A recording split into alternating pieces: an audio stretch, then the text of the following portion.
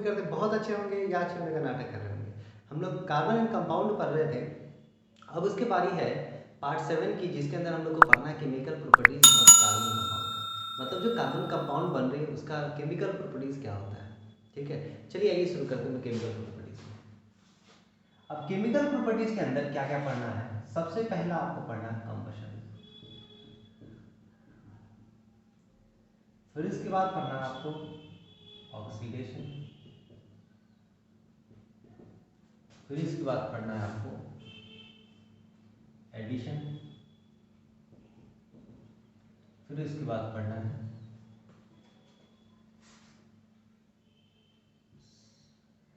Substitution. ठीक है, बहुत आसान है। आप प्लीज थोड़ा सा पेशेंस बनाकर मेरे साथ रहिए, मैं देखिए कितना आसान करके देता हूँ। सबसे पहले कंबशन। कंबशन का मतलब क्या होता है, किसी भी चीज का जलना बेसिकली, है ना। तो जब जलता है तो दो तरह का चीज होता है।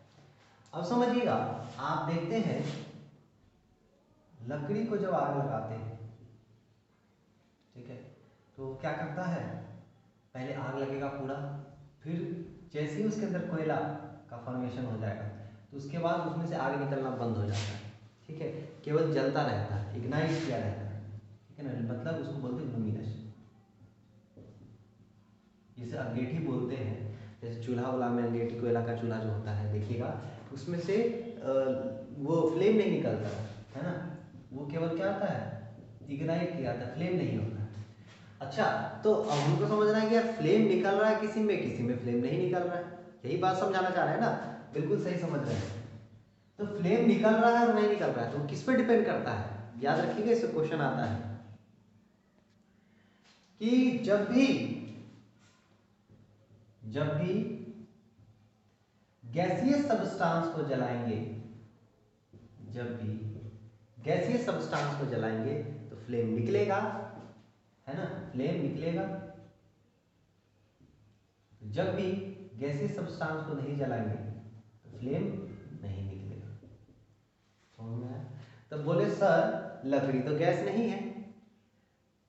लकड़ी में बिल्कुल गैस प्रेजेंट होता है तब तक जब तक उसमें से फ्लेम निकलता है, और जैसे ही वो गैस वेपोराइज हो जाता है, खत्म हो जाता है, तो उसके बाद फ्लेम बनना बंद हो जाता है, लुमिनस हो जाता है, इग्नाइट हो जाता है, वो केवल अंगीठी के फॉर्म में दिखता रहता है, फ्लेम नहीं। समझ में आया। इसलिए एकदम बिल्कुल गांठ बांध दीजिए। अब हम याद कैसे करिएगा कि गैस रहेगा, तो ये समझिए। अब गैस क्या है, उड़ने वाला चीज, उड़ता है ना। यहाँ से अगर सॉलिड है तो सॉलिड ऐसे रख दिए तो उड़ रहा है क्या, लेकिन यही कोई गैस है तो क्या करना, उड़ना शुरू कर देगा, इधर उधर जाना शुरू कर देगा। फ्लेम भी देखते हैं ऐसे ऐसे करते रहता है, तो वो क्या है, उड़ता रहता है। फ्लेम फ्लेम है ना, फ्लेम फ्लेम देखिए, फ्लेम तो फ्लेम क्या है, उड़ता रहता है। मतलब अगर इस सरफेस की बात करें, ध्यान से समझिएगा, इस सरफेस की बात करें तो फ्लेम ऐसा ऐसा चलता रहता है ऊपर की ओर, उड़ता रहता है। यही फ्लेम का हाइट धीरे धीरे धीरे धीरे क्या होने लगता है, एकदम से सडनली ऐसा नहीं कि ऊपर दिख रहा है और सीधे धीरे धीरे देखते धीरे धीरे कम होने लगता है। फिर नेक्स्ट स्टेप में देखिएगा और कम हो जाएगा, फिर नेक्स्ट स्टेप में देखिएगा बिल्कुल खत्म हो जाएगा। ये क्या हो रहा है, जब तक गैस है तब तक ये फ्लेम निकल रहा है। जितना गैस उतना फ्लेम, जितना गैस उतना फ्लेम, गैस खत्म फ्लेम खत्म।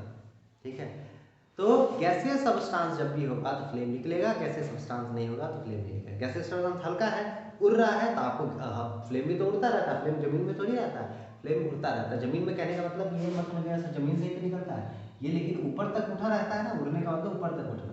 ठीक है ना, याद रहेगा। चलिए आगे देखते हैं। ये तो था फ्लेम के बारे में, कंबशन हो रहा है तो गैस निकलेगा। अब इंपॉर्टेंट चीज क्या है कि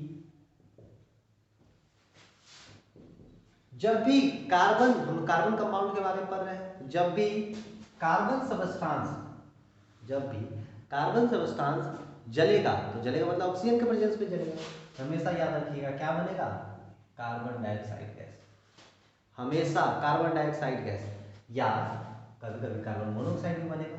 ठीक है ना, कार्बन डाइऑक्साइड गैस और कार्बन मोनोऑक्साइड गैस। ठीक है ना, तो ये कब बनेगा भाई, दो अलग अलग चीज बन रहा है। ठीक है, आपको याद केवल यही रखना है कि कार्बन डाइऑक्साइड गैस बनेगा, ये भी समझ लीजिए कि जब भी कार्बन का सब्सटेंस बनेगा तो क्या क्या बनेगा। जब भी कार्बन का सब्सटेंस जलेगा, जब भी कार्बन का सब्सटेंस जलेगा तो आपको कार्बन डाइऑक्साइड गैस बनेगा, प्लस हीट एंड लाइट का जनरेशन होगा। ये चीज होना ही होना है। कोई भी कार्बन कंपाउंड ले लीजिए, आपको कार्बन डाइऑक्साइड गैस बनेगा और हीट एंड लाइट जनरेट होगा। ठीक है, तो ये मोनोऑक्साइड क्यों बना? जब ऑक्सीजन लिमिटेड हो और ऑक्सीजन अनलिमिटेड। अनलिमिटेड लिमिटेड का मतलब क्या होगा? आप कभी कभी देखते हैं धुआं निकलते रहता है, जब आग लगता है तो धुआं निकलता है, तो उस कंडीशन में क्या होता है, उसमें ऑक्सीजन का फ्लो जो होता है कम होता है। धुआं तभी निकलेगा जिसमें ऑक्सीजन का फ्लो कम होता है। आप स्टोव पहले आता था, आप लोग देखे होंगे कि नहीं स्टोव, ठीक है, स्टोव में क्या था, बर्नर होता था ऐसा, इसमें से ये निकलता था, तो कभी कभी काला काला टाइप का आने लगता था। ठीक है, या आपके घर पे अभी भी ये है, स्टोव नहीं है तो गैस चूल्हा तो है, आप देखिएगा उसका जो बैक हो जाता है बर्तन का, वो ब्लैक हो जाता है, बैक हो जाता है ब्लैक। वो कब होता है? हमेशा नहीं होता है, जब अच्छे से ऑक्सीजन का मात्रा नहीं मिले। ठीक है, तो ऑक्सीजन का मात्रा अच्छे से नहीं मिलेगा तो वो क्या होता है, फ्यूल बर्न नहीं कर पाता अच्छे से, तो फ्यूल जलता नहीं है। ठीक है, जब जलता नहीं है तो वही ब्लैक स्पॉट बना देता है। समझ में आया? तो जलने के लिए, किसी भी चीज को जलने के लिए सब्सटेंस को क्या चाहिए, ऑक्सीजन चाहिए, और जितना मात्रा में ऑक्सीजन, प्रचुर मात्रा में ऑक्सीजन मिलेगा तो उसका फ्लेम कैसा होगा, ब्लू होगा। अगर ऑक्सीजन का फ्लेम, ऑक्सीजन का जो बहाव कम होगा तो वो फ्लेम कैसा होगा, येलो होगा। ठीक है, तो क्या क्या समझे, एक बार फिर से देखिए, कंबशन को एक बार फिर से देख लीजिए। कंबशन में आपने देखा, कंबशन में आपने देखा कि कोई भी कार्बनिक सब्सटेंस, जब भी कार्बन सब्सटेंस जब जलता है तो क्या बनाता है, कार्बन डाइऑक्साइड गैस। ठीक है, और हीट एंड लाइट। ठीक है, स्पेशल केस में ये बनता है कब, जब कार्बन मोनोऑक्साइड कब बनता है, हीट एंड लाइट तो बनना ही बनना है। कार्बन मोनोऑक्साइड कब बनता है, जब ऑक्सीजन लिमिटेड मात्रा में, मतलब ऑक्सीजन का फ्लो कम हो, ऑक्सीजन फ्लो कम हो रहा है। ठीक है, तो जब भी कार्बन ऑक्सीजन के साथ चलेगा, मतलब कार्बन हमेशा एयर के साथ ही चलना है, कार्बन का जब भी कार्बन चलेगा तो क्या बनाएगा, कार्बन डाइऑक्साइड गैस और हीट और लाइट। ठीक है, एक दो एग्जांपल और देख लीजिए, जैसे मीथेन को जलाइए, मीथेन क्या है, CH4 है ना, मीथेन को जलाइएगा तो क्या बना, आपको पता है कि कार्बन डाइऑक्साइड गैस जलना है, क्योंकि कार्बनिक कंपाउंड है, तो कार्बनिक कंपाउंड कार्बन डाइऑक्साइड गैस बनना है और हीट और लाइट बनना है। इतना तो लिख लिया आपने। अब देखिए, कार्बन एक था तो कार्बन, हाइड्रोजन दो और ऑक्सीजन, सॉरी ऑक्सीजन दो लिया, हाइड्रोजन तो यूज नहीं किया, तो हाइड्रोजन क्या है, ये तब क्या बना, 2 मोल वाटर का। ठीक है ना, 2 मोल वाटर का बनता है, सॉरी H2O। तो यहाँ पे हाइड्रोजन है तो ये बन गया H2O। अब एक और एग्जांपल देख लीजिए, जैसे आपको ये अल्कोहल देख लीजिए, कोई भी अल्कोहल देख लीजिए, ठीक है, ऑक्सीजन के साथ चला, कार्बनिक कंपाउंड है, नहीं कार्बनिक कंपाउंड दिखाना है, कार्बनिक कंपाउंड है, कार्बनिक कंपाउंड मतलब क्या, जिसमें कार्बन का मात्रा हो, जिसमें कार्बन का मात्रा होगा उसमें कार्बन डाइऑक्साइड गैस निकलेगा ही निकलेगा। आप बंद करके लिख दीजिए, CH3, sorry CO2 plus carbon dioxide gas बनना है, हीट और लाइट जनरेट होना है, इतना होना ही होना है। ठीक है ना, इतना होना ही होना है।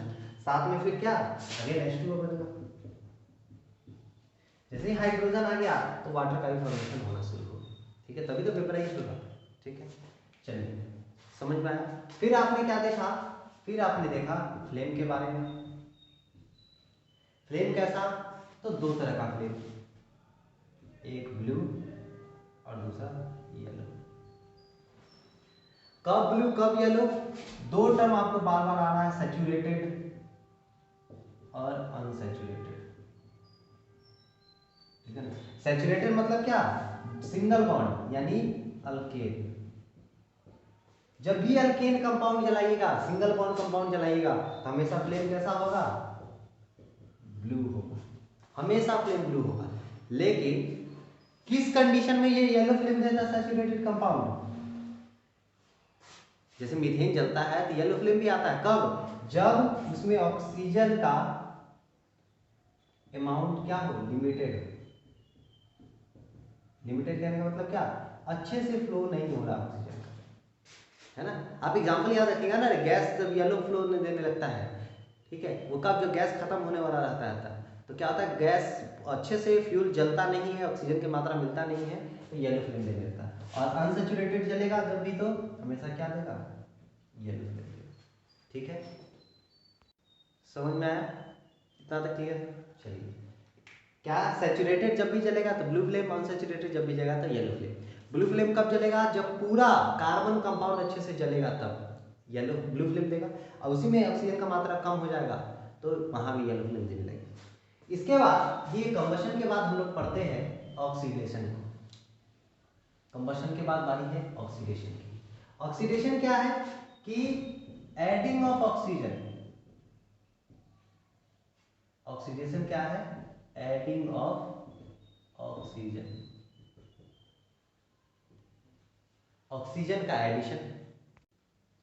तो जैसा आपने पीछे वाला देखा, बिल्कुल सही सोचा है, ऑक्सीजन के प्रेजेंस में जाना तो क्या बना? CO2 या CO, कार्बन मोनोऑक्साइड। CO मतलब कार्बन मोनोऑक्साइड। और मैंने पीछे लेक्चर में बता दिया था, पीछे वाले सॉरी लेक्चर का पीछे अभी बताया था कि वो क्यों कार्बन मोनोऑक्साइड कब बनता है? जब लेस अमाउंट ऑफ क्या होता है? Oxygen. Less amount of oxygen, जब एक्सेस अमाउंट ऑफ ऑक्सीजन होता है, जितना चाहिए उतना मिलता है, तो एक्सेस अमाउंट में क्या बनता है? Carbon dioxide. ठीक है ना। अब इसमें एक और चीज देख लीजिए, अल्कोहल जब भी ऑक्सीडाइज करेगा, ऑक्सीडेशन रिएक्शन करेगा, क्या बनाएगा? Carboxylic acid. कार्बोक्सिलिक एसिड कैसे? देखिए समझिए, अपने आप समझ में आ जाए। अल्कोहल क्या होता था? ROH, मतलब अल्काइल ग्रुप के साथ OH लगा होता था, ठीक है ना। और कार्बोक्सिलिक एसिड क्या होता है? RCOH, मतलब ऑक्सीजन का कमी होता था। तो ऑक्सीजन का कमी कौन पूरा कर दिया? इसमें अल्कोहल में एक ऑक्सीजन तो है, एक ऑक्सीजन तो है, एक और ऑक्सीजन चाहिए, तो यही ऑक्सीडेशन में क्या होता है? Addition of oxygen. तो OH आके बोले सर C कहाँ है? तो ये अल्केन से C ले लेगा, ठीक है ना। फिर से समझ लीजिए, जब अल्कोहल की बात करते हैं जैसे CH3CH2COH, सॉरी OH, यही ना हो गया अल्कोहल। ये कौन सा अल्कोहल है?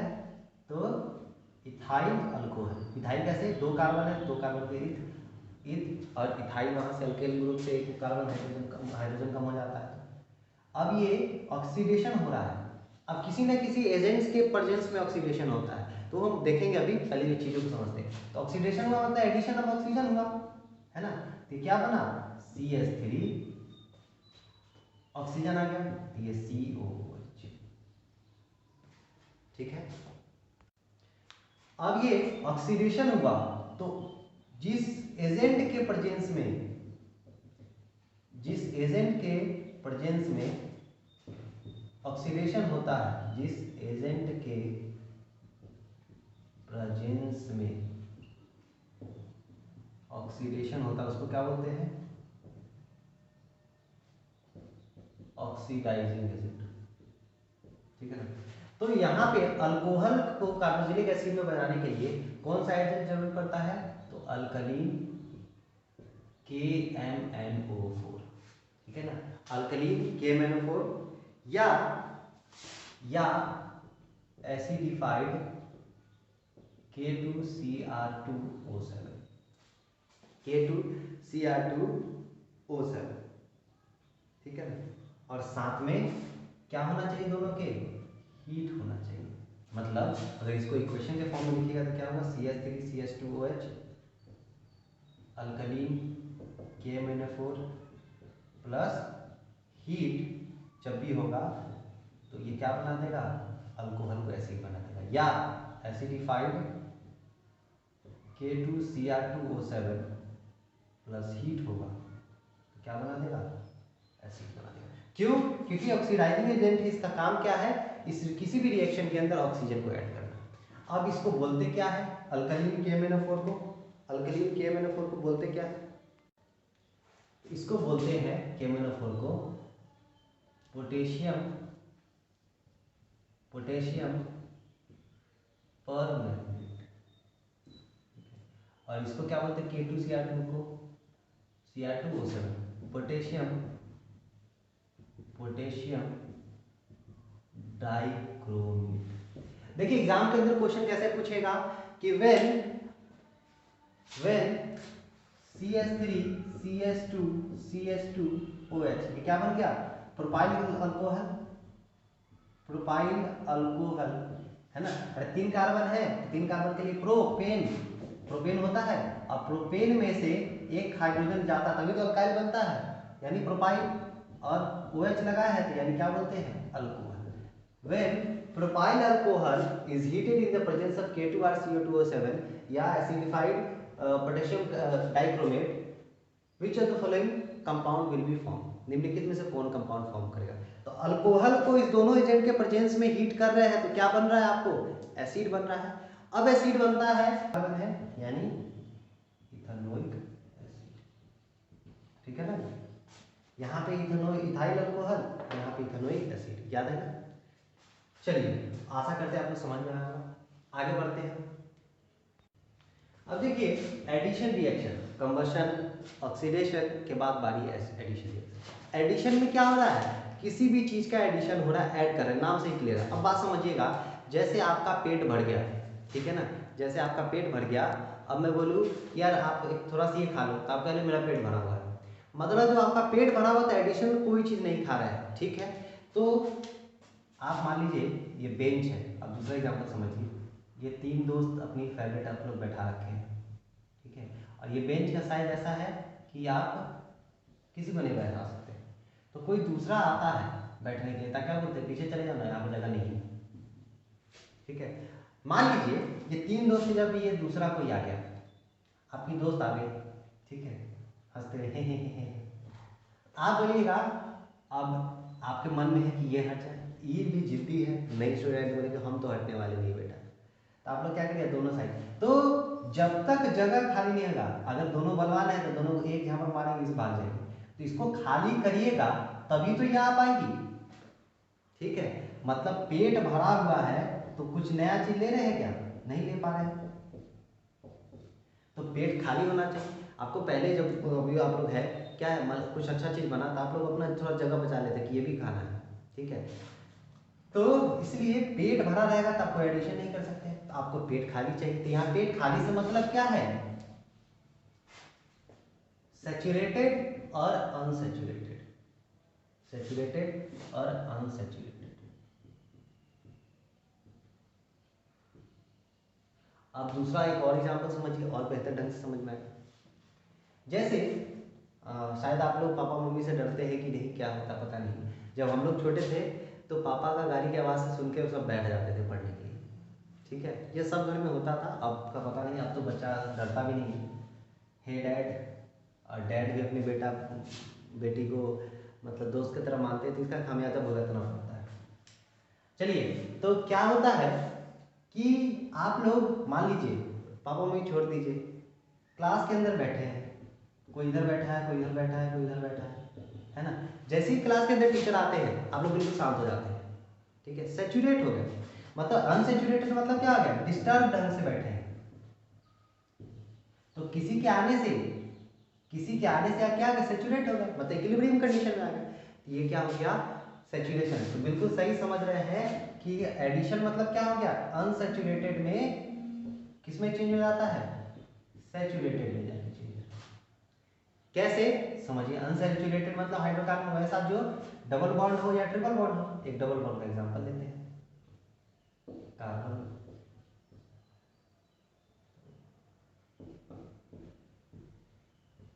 एग्जांपल, इसको सिंगल बॉन्ड में बनाना है, सिंगल बॉन्ड बनाना है, तो सिंगल बॉन्ड में कब बनेगा, इसका स्थान किसको लेना होगा, अरे 2 बॉन्ड है, 2 बॉन्ड में 2 बॉन्ड कब आया, जब हाइड्रोजन नहीं दिया, ठीक है, रोटी जब नहीं मिला तभी तो आप ब्रेड खाते थे, याद है ना, जब रोटी नहीं मिलता था तब ब्रेड खाते थे।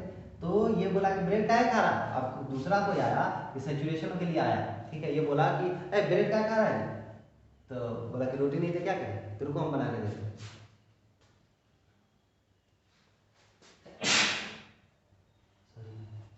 तो बना के देते हैं तो ये क्या करेगा, ब्रेड मतलब रोटी क्या बना के देगा, हाइड्रोजन आपको देगा, तभी तो हाइड्रोजन का संख्या कम है, यहाँ पे कार्बन 2 हाइड्रोजन 4, यहाँ पे कार्बन 2 हाइड्रोजन कितना होता है 6 होता है, मतलब 2 हाइड्रोजन इसमें ऐड होगा, 2 हाइड्रोजन जब ऐड होगा तो ये क्या बन जाएगा, सैचुरेटेड बन जाएगा, ठीक है ना, समझ में आया।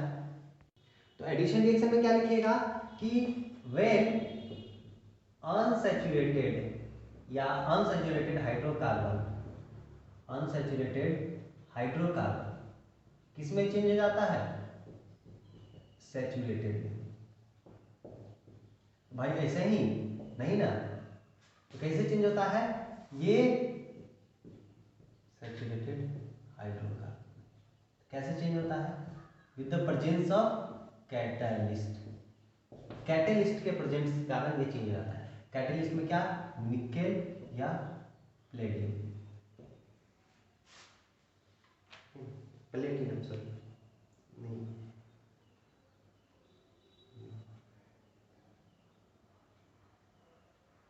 निकेल और प्लेटिनम, ठीक है, निकेल और प्लेटिनम, निकेल और प्लेटिनम के प्रेजेंस में ये क्या करता है। अब आपको नया टर्म दिख गया कैटलिस्ट, कैटलिस्ट नया टर्म दिख गया, तो कैटलिस्ट क्या हो गया, अब देखिए कहीं भी रिएक्शन के अंदर निकेल, ये निकेल या प्लेटिनम जो भी ले लीजिए, आया क्या, कुछ भी आया नहीं आया, हाइड्रोजन आ गया क्यों, ठीक है।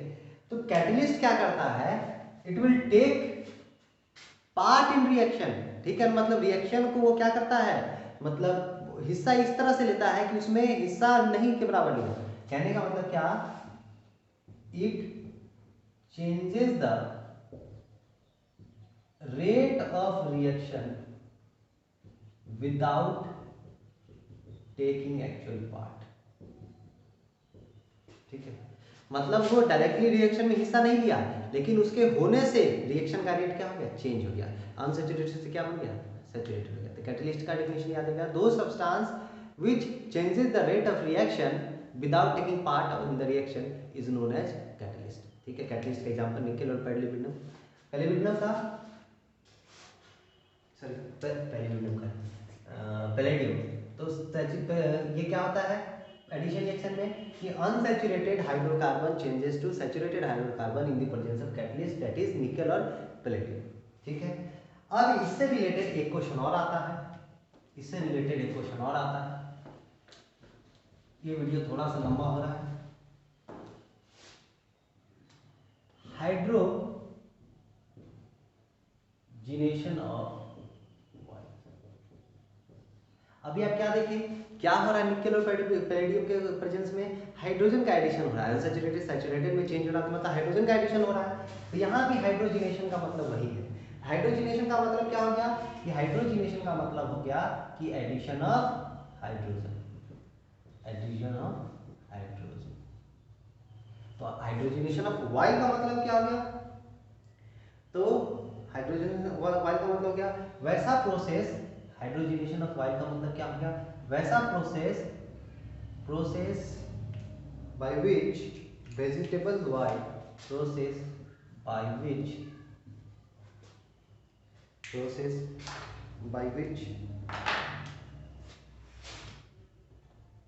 vegetable Y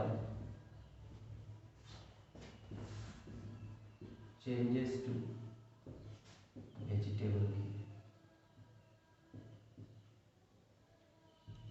वेजिटेबल वाई कहने का मतलब वो नहीं कि आपको जो वो देख, ये जो ग्राउंडनट हो गया, ये तेल हो गया, वो सारा तेल को वेजिटेबल वाई, तो वैसा प्रोसेस जिसके थ्रू वेजिटेबल वाई किस में चेंज हो जाए, घी में चेंज हो जाए, या vegetable ghee by process by which we obtain vegetable ghee from the vegetable Y, दोनों में से कुछ लिख लीजिए, कोई मतलब आपको चाहिए क्या, वेजिटेबल घी चाहिए, किससे, वॉइल्स, ठीक है ना। तो उस वैसा प्रोसेस जो वेजिटेबल वॉइल्स को वेजिटेबल घी में चेंज कर देता है उसको बोलते हैं हाइड्रोजनेशन ऑफ ऑयल, ठीक है, हाइड्रोजनेशन ऑफ ऑयल। आप कमेंट में हमें बताइएगा कि किस तरह का कुकिंग में यूज किया जाता है ऑयल, अनसैचुरेटेड ऑयल या सैचुरेटेड ऑयल, कौन सा ऑयल कुकिंग के लिए यूज किया जाता है, आप ये हमें कमेंट में बताइए, ठीक है। एडिशन आपका हो गया, हाइड्रोजनेशन ऑफ ऑयल हो गया, हाइड्रोजनेशन हो गया। चलिए अगला है लास्ट आपका सब्स्टिट्यूशन, लास्ट है सब्स्टिट्यूशन। सब्स्टिट्यूशन रिएक्शन क्या है? सब्स्टिट्यूशन रिएक्शन क्या है? बिल्कुल सब्स्टिट्यूट करना, मतलब एक के स्थान पर आप लेने गए, सपोज दैट आप खाने गए पिज्जा, किससे? डोमिनोज से, या कहीं से पिज्जा खाने, पिज्जा नहीं मिला तो क्या किए, अरे पिज्जा नहीं मिला चलो गोलगप्पा खा के आते हैं। दूसरा एग्जाम्पल देखिए, आप लेने गए कि थम्स अप लेने गए, थम्स अप नहीं मिला तो बोला कि क्या हुआ, अच्छा छोड़िए क्या करिए कि कोको कोला ही दे दीजिए, स्प्राइट ही दे दीजिए। मतलब एक के स्थान पर दूसरी चीज़ का लाना उसको बोलते हैं सब्स्टिट्यूट करना, ठीक है। आप मेरे से पढ़ रहे हैं, सपोज मेरे से समझ में नहीं आया तो आप क्या किए, मेरे स्थान पे दूसरे टीचर से पढ़ने लगे या दूसरा कोचिंग ज्वाइन कर लिया, ठीक है। ये क्या हुआ, सब्स्टिट्यूशन हुआ, मेरे स्थान पे किसी और को लाना, है ना। तो सब्स्टिट्यूशन मतलब क्या हुआ, एक के स्थान पर दूसरे को सब्स्टिट्यूट करना, डाल देना, उसको बोलते हैं सब्स्टिट्यूशन रिएक्शन। अब सब्स्टिट्यूशन रिएक्शन में क्या होता है, इस रिएक्शन के अंदर सैचुरेटेड हाइड्रोकार्बन, देखिए सैचुरेटेड हाइड्रोकार्बन मतलब पेट भरा हुआ है तो रिएक्टिव होगा क्या, किसी के प्रति रिस्पॉन्स करेगा क्या, नहीं करता है। लेकिन फिर भी कुछ जब सनलाइट के प्रेजेंस में,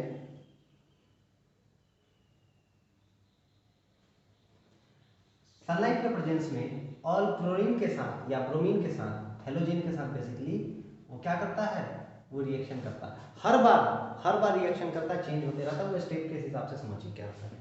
हर बार चेंज होता है और हर बार एक क्लोरीन एक हाइड्रोजन के साथ रिप्लेस होता है।